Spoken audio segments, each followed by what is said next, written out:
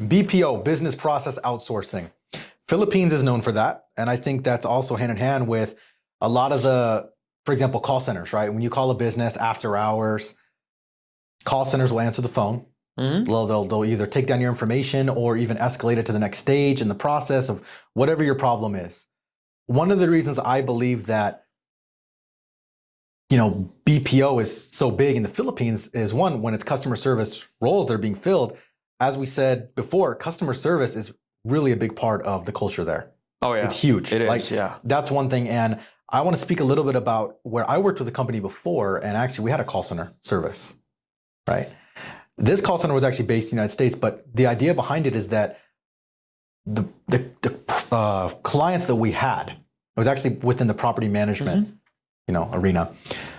It didn't matter if it was 3 a.m, 4 a.m. There was always some type of coverage where someone would answer, go there. So their needs were always met and they were trained. Now, that is something I've seen in a lot of businesses here.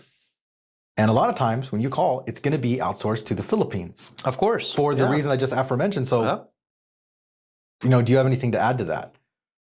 Well, Philippines historically has been a major outsourcing hub for major Fortune 500 companies. Okay, because again, the cost of operation is significantly less than in the United States.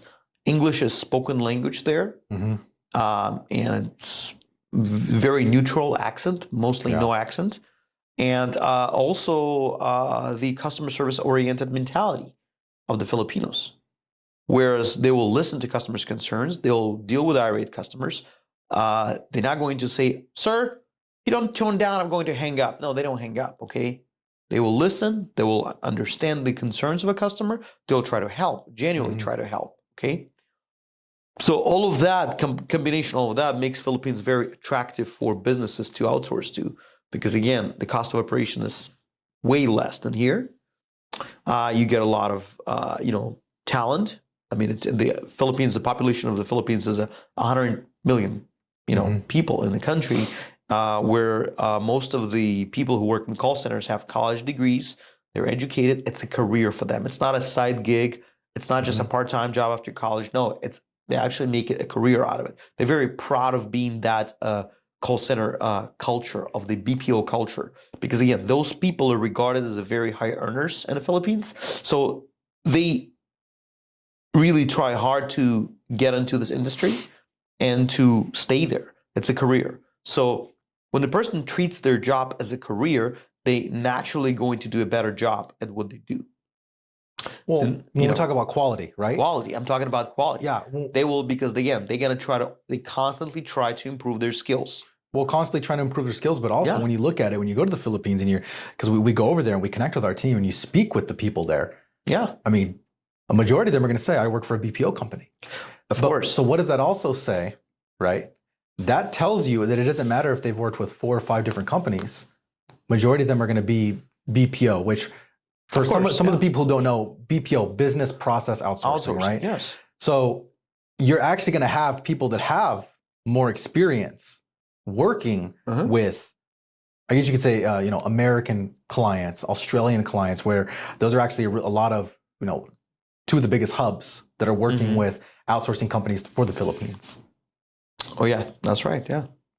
So again, having said all of that, I mean, Philippines is basically, and people sometimes ask me, why don't you outsource to, let's say, India or Pakistan or South America?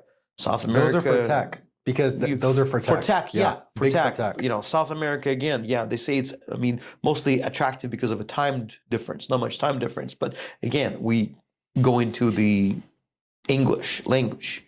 English language is, very neutral in the Philippines, almost no accents. And they also have been exposed to Western mentality through the media more frequently, and they have more exposure. So Philippines feels like you are, when you travel, it feels like you're actually dealing with Americans sometimes. So that's a good thing, and very. I would just say probably they're more natural for American businesses to hire. And when you outsource to the Philippines, you're obviously scaling way faster. It's interesting how I guess you could say different regions of the world have different specialties. Like we said, when it comes to customer service, anything customer service or admin work, it's always Philippines. Yeah. Very rarely will you find another region of the world that's offering that. Whereas when you need tech, yeah, a lot of times it's going to be India, Pakistan. It's interesting. Yeah. How that is. Of course. Yeah. So that's why, I mean, we're sticking with the Philippines, and we love our team in the Philippines. They've been doing a great job. We've been in the business 8 years and counting more to go. See, that's something I think is important, Pavel, right? When we talked earlier about why we think customer service is declining, I will say hand in hand, a big part of that, it's true. Anyone could say, well, it's their job. They're paid to do it. No, a lot of it's company culture. It is company culture. Company culture is not going to the office and having a cup of coffee or eating a bagel.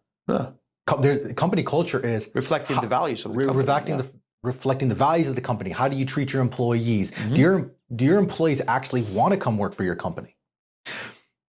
I'm a firm believer in kind of like you get what you give. Oh yeah, 100%. If you're giving your employees a non-toxic work environment, they're not going to be as toxic with your customers. Yeah. And if they are, I really believe that companies really need to look back at themselves, kind of look in the mirror, so to speak, and see, why are my employees feeling this way? Why are my employees acting this way? Almost like acting out in essence.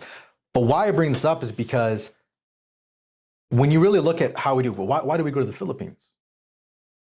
We go to the Philippines to connect with our team. Connect with our team, yeah. We get to organize the events. We're working virtual. We go there. We want to connect with our team. We want to hear how they're doing. We want to be able to connect with them. So we're just not over here in another country. We never see them.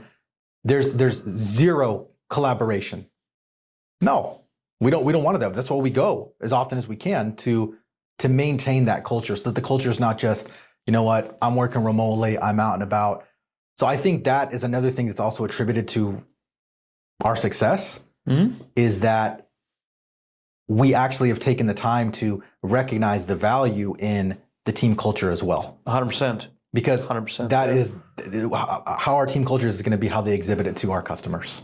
I agree wholeheartedly with this. Yes, exactly. So with that being said, I'm looking forward to us on our next trip. SummerCon. Yeah.